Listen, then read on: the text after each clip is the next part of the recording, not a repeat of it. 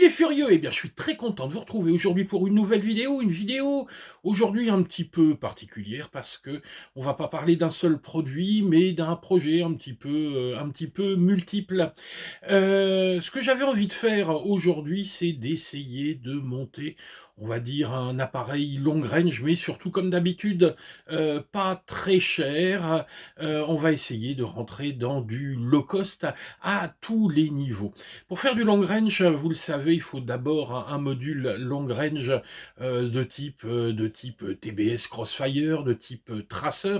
Ça a quand même un certain coût et moi j'ai cherché une solution ici, une solution comme toujours pas très chère et je me suis tourné vers un petit truc, un petit truc tout bête, qui est le module ELRS de chez Happy Model. Vous allez voir, ça coûte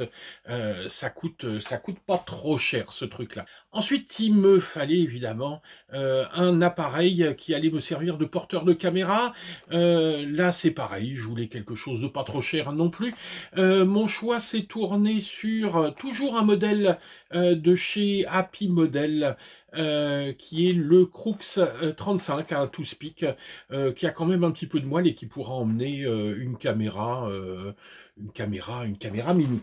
Et enfin, qu'est-ce que j'allais mettre là-dessus pour ramener des images?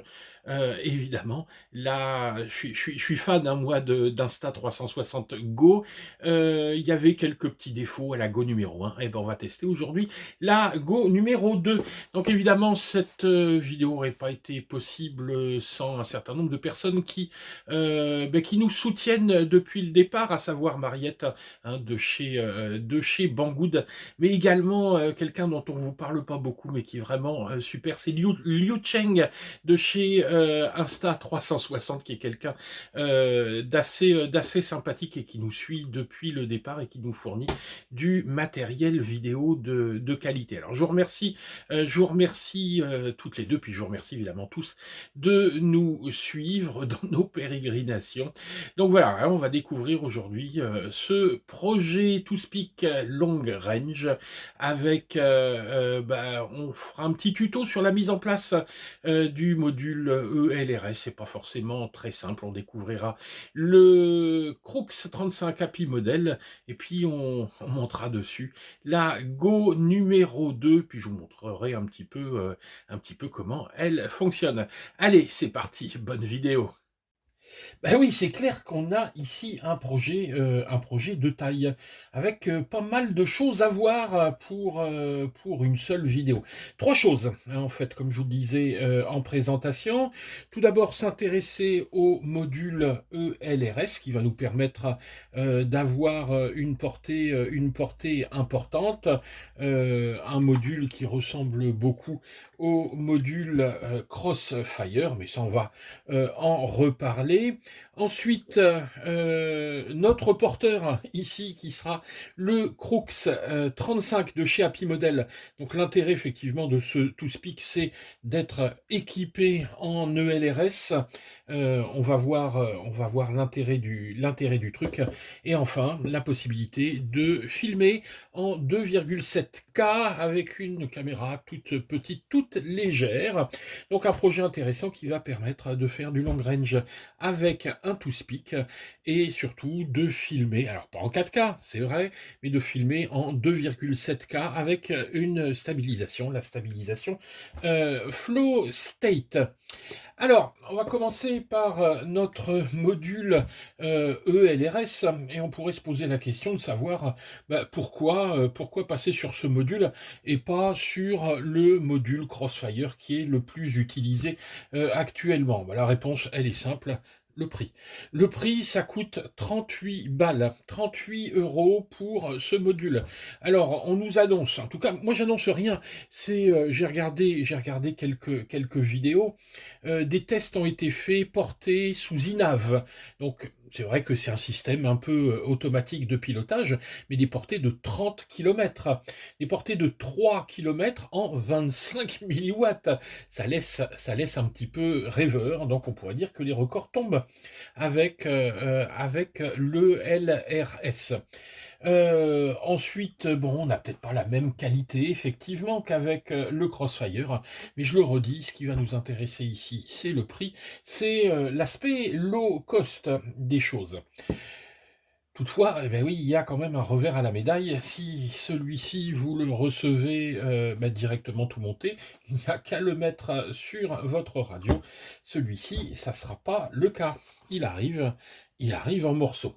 Alors, ce qu'il va falloir voir ici, c'est tout simplement comment le monter, tout d'abord. Ensuite, comment l'intégrer à la machine. Alors ça, c'est assez simple, hein. Ça se met... clic, ça se clique, ça se clipse à l'arrière. Et puis ensuite, comment faire communiquer ce module avec la radio via un script qu'on appellera script LUA, comment intégrer dans ce module un firmware, et puis ensuite comment intégrer dans le récepteur le firmware également, même si vous allez voir ici avec ce Crux, eh ben, on n'aura pas cette corvée à faire, ça se fera automatiquement. Allez, on jette un petit coup d'œil sur le montage. Je vous ai filmé tout ça. Alors, le petit module ELRS arrive comme ça dans une petite boîte toute simple. Pour le monter, il vous faudra juste un petit tournevis. Vous allez voir, hein, c'est vraiment ultra simple. Alors voilà toutes les pièces qu'on a dans la petite boîte. Le module, donc la carte à proprement parler. La petite, ici, la box, donc la boîte qui va accueillir le module. Les vis pour la fixation. Ici, le câble d'antenne qui viendra se fixer sur la carte et l'antenne extérieure, une petite antenne en T. Alors, première chose qu'on va faire, c'est tout simplement glisser la carte à l'intérieur. On fait attention, il y a un sens, mais vous avez vu ici, il y a des petits trous. Donc vous allez aligner cette partie avec les connecteurs sur les petits trous, tout simplement. Il y a deux détrompeurs, on peut franchement pas se planter ici. Ensuite, une fois que la carte est posée à l'intérieur de la boîte, on va la fixer avec 4 vis. Alors, toutes les vis sont identiques, hein, 4 petites vis ici. 1, 2, 3 et 4. La carte est donc bien fixée au fond de la boîte. Le câble d'antenne, ici, la sortie antenne vient se fixer là. Là, c'est un petit peu pénible à passer là-dedans. Il y a un plat, hein, sur la sortie antenne. Je ne l'avais pas vu, évidemment, donc c'était un peu galère. Bon, sinon, on rentre ça. On serre bien les deux écrous. Une fois que c'est fait, on va relier ici le câble sur la carte. Moi, en fait, je vous conseille un truc, c'est de fixer ça avant. Sera moins pénible. Moi, j'ai toujours du mal avec ces fixations-là. Ça s'enclenche jamais bien.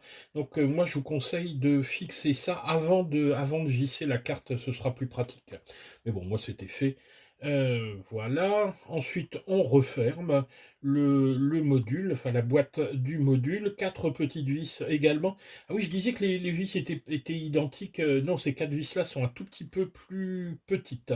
Vous remarquez également la présence ici d'un slot pour un ventilateur. Moi, j'ai pas mis de ventilateur pour le moment, mais ça pourrait être utile si vous avez des sessions de vol relativement longues ou si vous volez tout l'après-midi avec. Bon, moi, j'ai qu'une seule machine en ELRS, donc il y a peu de chances pour que le module tourne très très longtemps. Donc, j'ai pas encore mis le ventilo, mais si je m'aperçois que ça chauffe un peu, je monterai un ventilo. Ensuite, eh ben, on visse l'antenne en T. Vous voyez, il n'y a franchement rien de compliqué. Et ensuite, vous avez un module comme les autres que vous allez fixer à l'arrière de votre radio. Alors, bien évidemment, à partir de là, votre radio est vide, votre module est vide, il n'y a rien dedans, hein. C'est-à-dire qu'on vous vend ici juste la carte vide, et il va falloir permettre à votre radio de communiquer avec votre carte, et ensuite votre carte de communiquer avec votre récepteur. Donc il y a deux, trois petites choses à faire, donc ça va être ici, l'update, la mise à jour. En fait, c'est pas tellement une mise à jour, c'est carrément, introduire, dans la radio, premièrement, le script LUA. Alors, un script LUA, qu'est-ce que c'est? C'est tout simplement un petit script qui va aider la radio à avoir de nouvelles fonctions. Ici, ça va être une fonction de communication avec le module. On va voir comment récupérer ce script LUA, et il va falloir ensuite introduire le firmware à l'intérieur du module pour lui donner, pour lui faire sa programmation, hein. Alors, comment tout ça va se dérouler? C'est ce qu'on va voir maintenant. Voilà, alors la première chose qu'on va faire, c'est donc on va aller sur Internet, on va télécharger le configurateur ELRS, donc ELRS configurator, vous tapez download, hein, pour le télécharger. Vous allez ici sur le GitHub pour récupérer ce ELRS configurator. Donc on télécharge tout simplement le petit programme ici d'installation. Alors, il vous le télécharge là. Bon, c'est un programme de 65 mégas, donc vous laissez faire. Bon, moi je l'ai déjà fait. Donc on va fermer ça. J'ai tout mis dans un dossier ici, ELRS. Et vous voyez, donc j'ai ici installé donc l'Express LRS configurator. Alors, on va lancer ce configurateur. Voilà, il se lance.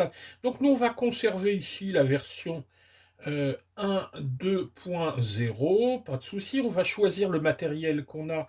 Donc ici, nous, c'est le module API Model. On va ensuite choisir ici donc le TX, c'est-à-dire la radio. Et on va, vous voyez ici, télécharger le script LUA. Donc ce fameux script donc, qui va permettre à la radio de communiquer avec le module. Moi je vais le ranger. Alors où est-ce que je vais le ranger? Voilà, j'ai mon dossier ELRS. Alors où est-ce que je l'ai foutu? Parce qu'évidemment je l'avais déjà téléchargé. Donc le voilà. Donc c'est le script LUA. Et alors voilà, il est ici. Et donc il va falloir le copier dans la radio. Alors je branche ma radio en USB, attention avec le port du haut.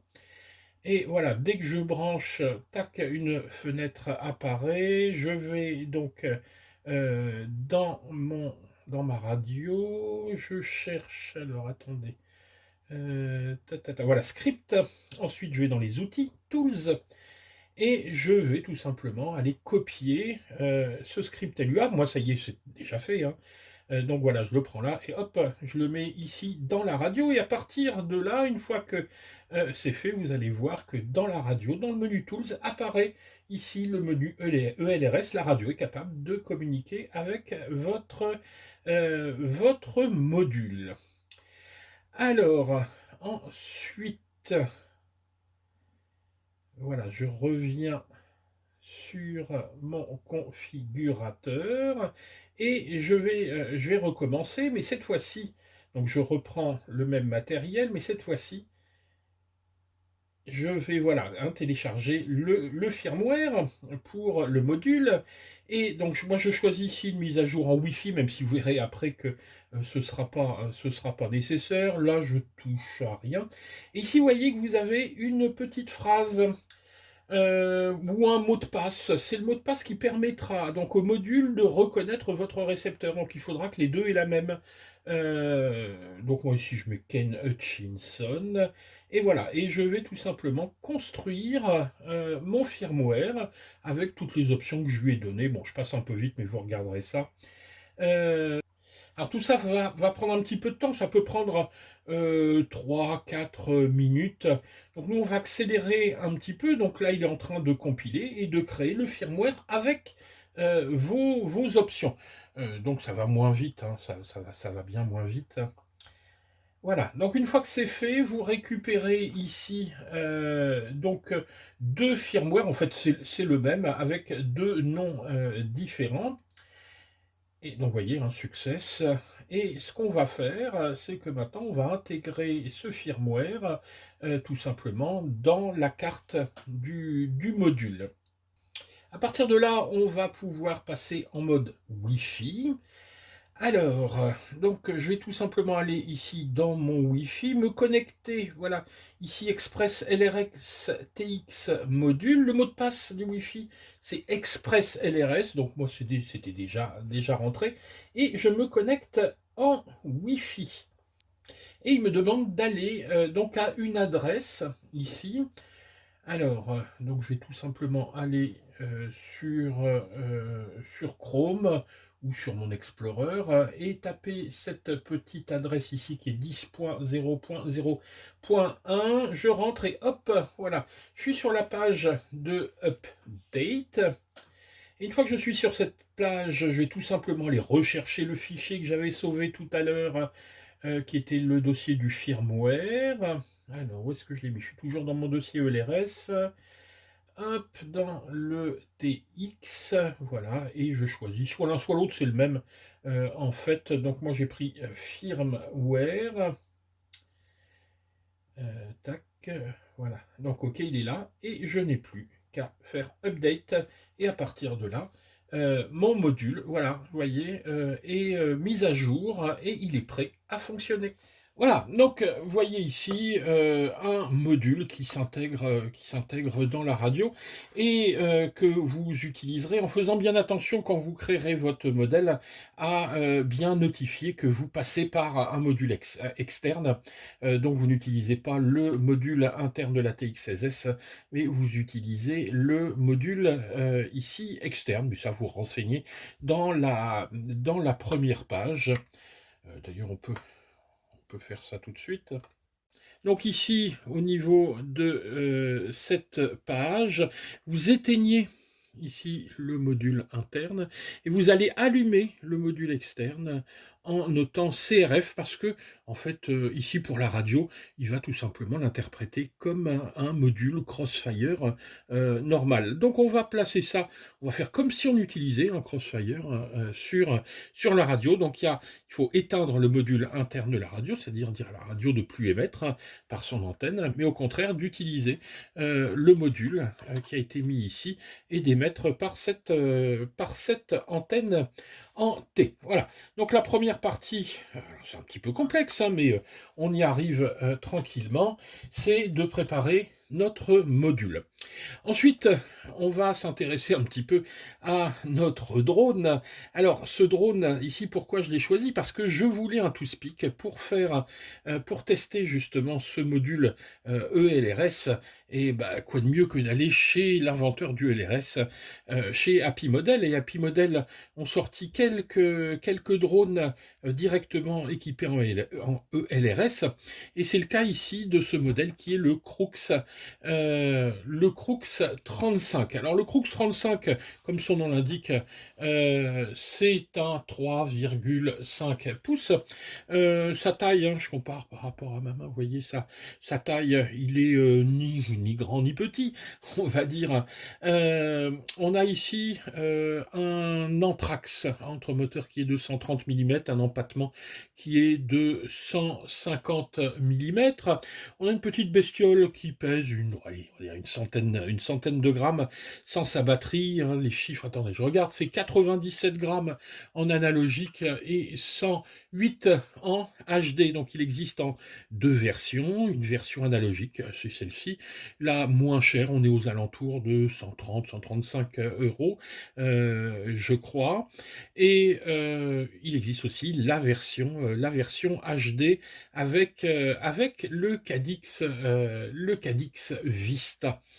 Qu'est-ce qu'on peut dire là-dessus? Alors tout d'abord, la frame, tiens, on va mesurer un petit peu l'épaisseur. On est sur du 3 mm pour la plaque unibody, hein, donc c'est juste une plaque en X ici, avec une petite voilà, une petite plaque du dessus qui est en 2. Attendez, on va essayer de mesurer ça correctement. Ouais, 2 mm. Donc, alors, est-ce que c'est rigide? Oui, enfin, c'est normalement rigide, hein, c'est pas fait pour arriver à fond les ballons dans un mur. Ça, forcément, ça cassera, mais encore une fois, les pièces sont pas chères, les pièces, sont dispo. C'est vraiment un modèle loisir, hein, vous n'allez pas faire de la compétition avec ça.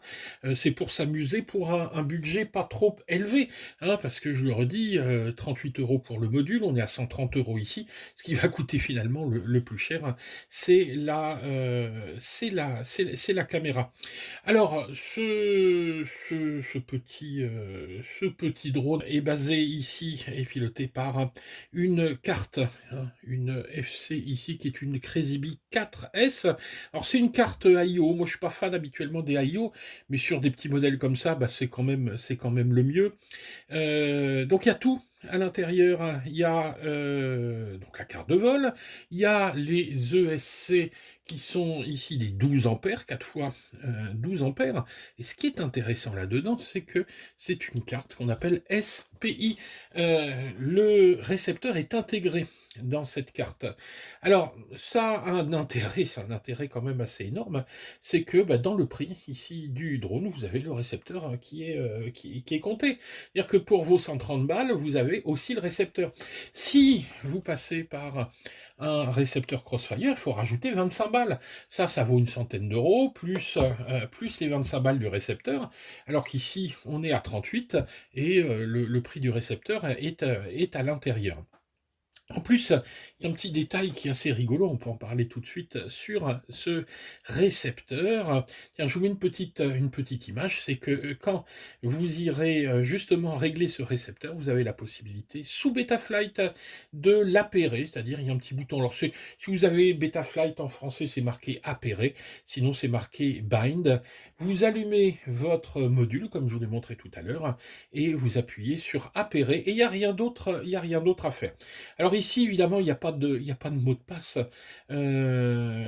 comme on l'aurait sur un récepteur séparé.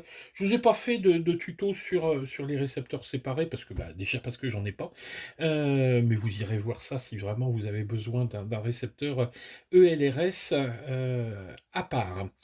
Alors, qu'est-ce qu'on a d'autre à montrer là-dessus? Bah oui, regardez, les petits moteurs ici, les petits moteurs des EX1404.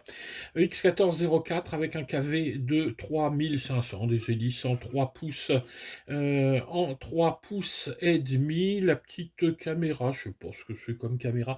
Bon, moi je l'ai essayé, ça va, hein, c'est du 1200 TVL. J'ai pas, je suis désolé, hein, je vous mettrai ça en surimpression, hein, les caractéristiques de la caméra. On a là un petit VTX, donc on est en analogique hein, ici, un VTX ce triangle, vous voyez, c'est tout petit. Un VTX qui est en 40 canaux, c'est l'OVX 303. 40 canaux, il monte jusqu'à 300 milliwatts. Et là, j'ai eu un petit problème. J'ai eu un petit problème avec ce truc, c'est quand j'ai commencé à voler, quand j'ai voulu commencer à voler, il était bloqué en pit mode. Alors le pit mode, qu'est-ce que c'est? Ben, c'est quand vous voulez faire des réglages sur votre machine et que vous avez des copains à côté de vous qui volent, pour pas leur faire des interférences, il se met sur 0,1 milliwatts. Et donc, vous pouvez faire vos réglages avec vos lunettes toutes proches, juste à côté, et dès que vous éloignez d'un mètre, il y a plus rien. Donc il était en pit mode, je comprenais pas pourquoi, j'arrivais pas à sortir de ce mode-là, et finalement je me suis aperçu qu'au niveau de la table de VTX, il y avait un truc qui marchait pas, regardez, on avait cinq valeurs, dont une valeur 0 et 1, qui correspondait donc, si je dis pas de bêtises, au pit mode, et RCE, c'est Race, c'est le mode de vol Race, et bah, moi ça fonctionnait pas. Alors ce que j'ai fait, c'est que j'ai viré ces deux valeurs. Je pense qu'il y a moyen de moyenner quelque chose, mais j'ai pas encore creusé.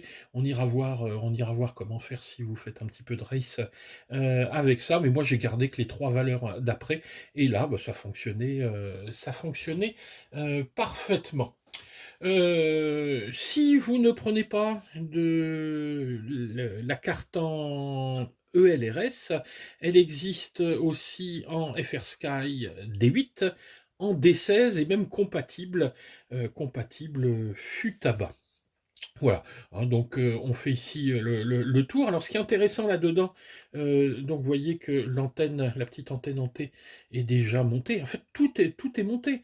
Même les petites impressions ici TPU. Il y a juste cette impression-là, c'est moi qui l'ai faite, pour mettre ma caméra qui est l'Insta360 Go 2. Donc je l'ai imprimé, mais sinon, vous avez le petit support pour mettre tous les supports de caméra, hein, que ce soit une Go 2, une SMO, une GoPro Naked, bref, ce qu'on veut.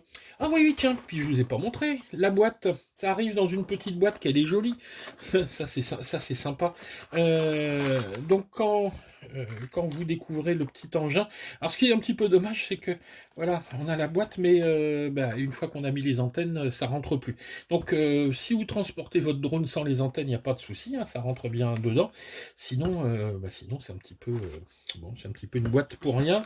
Qu'est-ce qu'on a dedans plus? Il vous file la petite télécommande pour la caméra, des jolis stickers. Ça faut bien la lire celle-là. On trouve en fait, c'est un condensé, mais c'est un condensé dans lequel vous avez toutes les informations. Je m'aperçois chez Happy Model que dès qu'on a une merde quelque part, la solution elle est là-dedans. Faut juste piger. Hein, là, ici, par exemple, hein, vous voyez, il y avait le problème ici de la table VTX. Vous avez le bind du récepteur, etc. Vous avez tout pour vérifier les paramètres et mettre en place votre ELRS. Voilà, hein, il y a tout là-dedans. Ça, c'est bien. Et puis, vous avez un jeu d'hélice en plus, un petit tournevis, une petite clé, la deuxième, elle est à moi. Hein. De la visserie, vous avez même la vis pour fixer ça. Moi, j'ai juste changé ici, j'ai mis un petit écrou Nil Stop en 2 mm. C'est pas facile à trouver ces trucs-là. Hein, bon, parce qu'il y avait un écrou normal, j'avais un petit peu peur de perdre la caméra. Donc voilà, hein, il y a un petit nil stop ici à la place. Eux, ils vous donnent un écrou en nylon, je crois. Donc faut le coller hein, pour pas avoir la surprise de perdre sa caméra en route, ce qui est quand même un petit peu embêtant, sachant que le plus cher sur cette machine, ce sera la caméra. Donc il vaut mieux éviter de la perdre.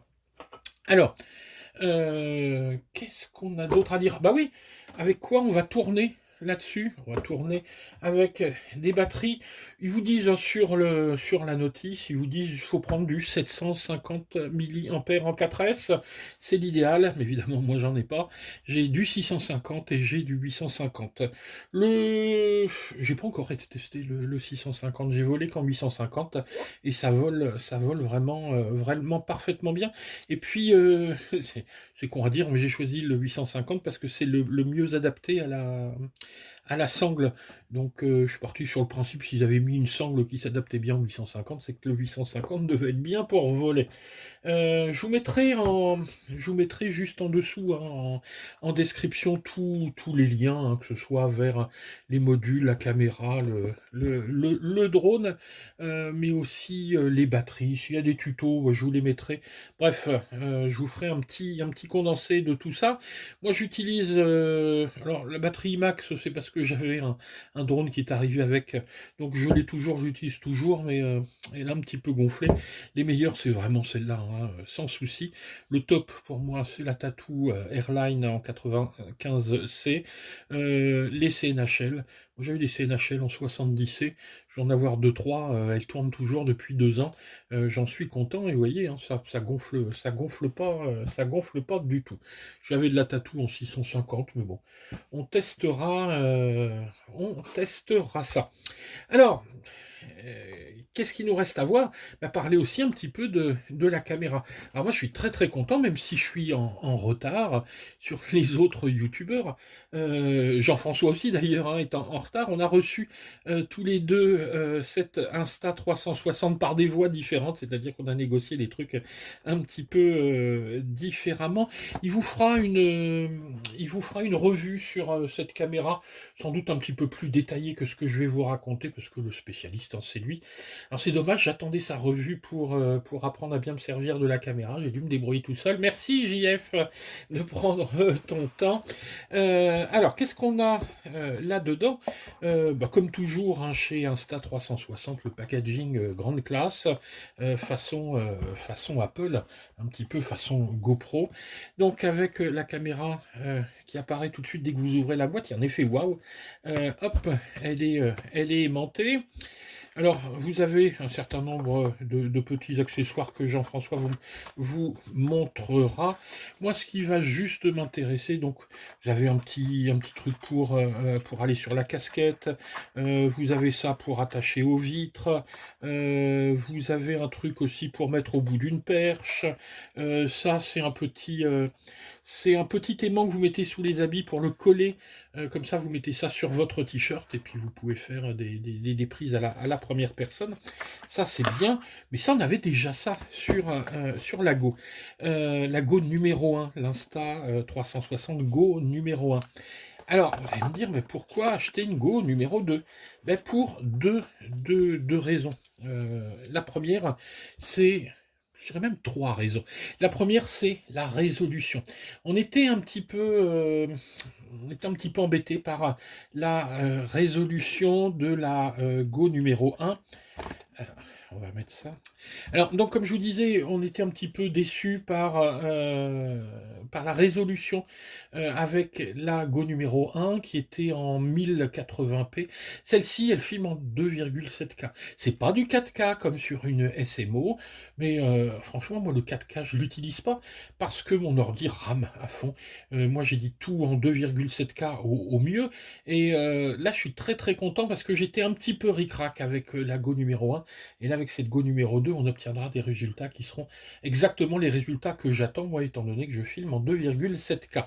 Ça, c'est la première chose. Deuxième point, c'est l'autonomie. Avec la Go numéro 1, on était limité en enregistrement à 5 minutes. Ici, on passe à 15 minutes. C'est à peu près le temps d'un vol en FPV, 15 minutes. Hein. Moi, je vole une dizaine de minutes et puis basta. Donc, on a des séquences ici d'une quinzaine de minutes. C'est, en tout cas pour moi, hein, pour l'usage que j'en ai, c'est parfait. Et puis après, alors ça, c'est la classe. C'est la petite box qui était livrée avec. Eh ben, cette petite box, qu'est-ce que ça devient? Ça devient une télécommande. Regardez, press to connect. Je presse pour connecter. Et hop, elle s'allume. Ensuite, voilà, je vais pouvoir tout simplement régler tous les paramètres. Ici, vidéo pro, le time-lapse, vidéo HDR, le slow motion, les settings, même les settings, hein, vous pouvez les régler. Donc, la photo, donc imaginons ici, je suis sur l'appareil photo, je vais faire une petite photo. Attention, souriez, je vais vous photographier. Hop, tac, et voilà, il a fait une photo. Donc, bah, vous êtes pris en photo, hein, on va voir votre tête. Euh, donc, cette petite télécommande qui va permettre de déclencher, on va même pouvoir arrêter la caméra, ce qui d'ailleurs a un intérêt non négligeable, c'est que vous préparez votre drone comme ça, et au moment de décoller, tac, vous appuyez, donc vous ne perdez pas de temps sur votre enregistrement, et vous perdez pas de la batterie. Et puis ensuite, un petit truc aussi qui est vachement bien, mais là c'est pas en rapport avec notre projet sur le drone. Hop, c'est que vous pouvez utiliser cette caméra directement avec sa petite télécommande ici comme poignée, mais aussi hop, voilà, avec un trépied. Bref, c'est pas mal. Hein. C'est pas mal. Voilà donc un petit peu, comment va s'organiser ce triple projet donc de ce ToSpeak, le Crux 35 avec, son Insta360 Go 2 et le module, ELRS de chez, Happy Model. Alors, bah, qu'est-ce qu'il nous reste à faire? Bah, c'est bien, hein, on a vu la théorie, on va voir maintenant la pratique. On va les faire voler cet engin. Je vais essayer, quand je dis on va aller le faire, hein, c'est que ça n'a pas encore été fait. Je vais essayer, dès qu'il y a une petite éclaircie, de faire voler cet engin. Je vous ferai un DVR directement par la caméra et le VTX, et on comparera aux images de la Go. Ben voilà, bah écoutez, si la vidéo vous a plu, attendez de voir le vol quand même avant, hein, mais si la vidéo vous a plu, pensez à nous mettre un petit pouce vers le haut. Si vous n'êtes pas abonné, pensez à vous abonner. Et puis pensez à passer par nos liens affiliés. Bon, je vais pas jouer les pleurnichards, mais c'est pas la joie en ce moment. On se pose pas mal de questions sur l'avenir de notre chaîne. Bon, tant qu'on peut, on continue. Et puis, bon, c'est pas grave, hein, le jour où on pourra plus, on s'arrêtera. Bon, écoutez, hein, voilà, on va voler. Allez, c'est parti. Ciao les gars!